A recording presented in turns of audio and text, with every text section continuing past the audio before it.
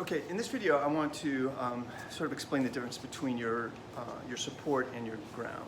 So the support is the actual physical thing that you're painting on, whether it's something like this, a cotton duck canvas that's stretched with wooden stretcher bars. That's my support. Or up here I've got a piece of mat board. That's my support.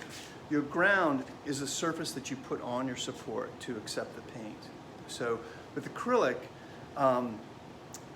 paint, you don't necessarily have to have a ground because the acrylic won't degrade the surface of your raw support. So in other words, if I put acrylic paint on this cotton duck canvas, it's not gonna eat away at it over time the way, say, oil paint would. So with oil paint, you need to have a ground to separate your support from the paint. But acrylic, we don't have that problem. Or say like up here, I don't have to put a gesso ground down there. I can paint right on top of that, or if it's a piece of wood, whatever. So acrylic is nice that way.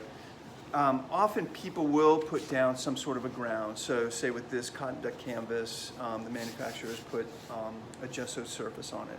And the reason for that is a couple of things. One is it provides a very white surface, a nice white surface to work on top of.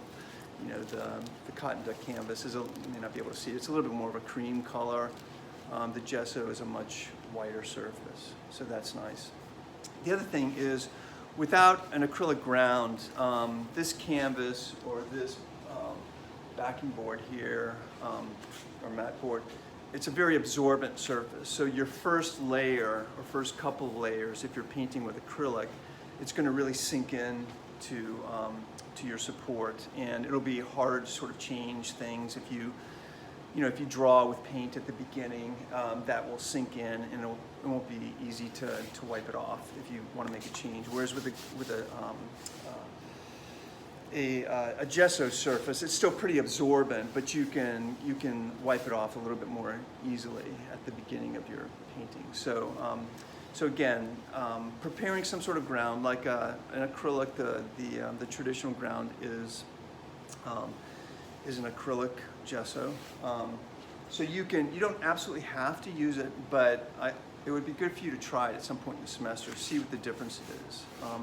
Obviously, you need gesso in order to put down a gesso ground, so it comes in you can find it in the art supply stores. It's not too expensive. You can get it, and you can just use a large brush and put down one or two thin coats of gesso onto your support, and that will be fine. It'll give you a nice white surface, and it'll give you something a little bit more non-absorbent to paint onto.